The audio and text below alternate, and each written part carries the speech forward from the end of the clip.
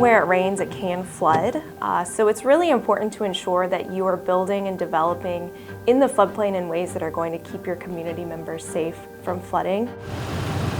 We serve as the state coordinating office for the National Flood Insurance Program in Texas.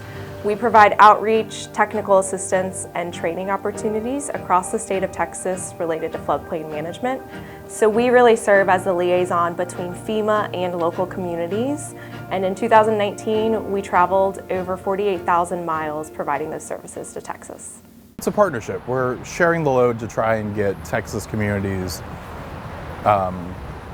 capable and trying to get them so that they know their floodplain and are able to make decisions properly regarding it. Turn right onto West Loop South, then turn... So a community assistance visit or a CAV is a chance for us to do a comprehensive overview of a community's floodplain management program. In general, we want to choose communities that have had a lot of recent and expanding development, especially in the floodplain. On top of that, in the past couple of years, we've been trying to prioritize CAVs to do with communities that have been severely impacted by Harvey along the coast. So it was for a combination of all of those reasons that we chose Houston. We take a look at the permitting processes, the ordinance and court orders related to floodplain development, and we also drive the entire floodplain to see how development in the floodplain is occurring. We want to check with the city and make sure that they have a permit for this project. The co-pilot is using an app that we have on our tablets to look at structures and input points that we might want to revisit. And so that person's role is to guide the tour, and if we need to stop to look anything, direct the driver to do that, get out and take pictures if needed, and plug everything into the app. You need a picture? And in the floodplain, we want to make sure that homes are being elevated properly, including all mechanical and electrical utilities.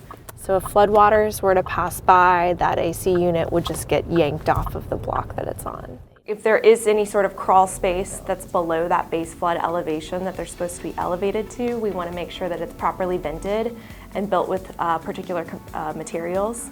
And we want to make sure that nobody's living in that space below that base flood elevation, because that is the area that could be subject to inundation if it floods. We take all that data and we download it into a spreadsheet, and we'll review it once we're back in the office and provide that list of information to the floodplain administrator to see if there's any follow-up needed. They were substantially damaged. So the Texas Water Development Board is not a regulatory agency, so we are not here to induce fines or regulations on any of these communities.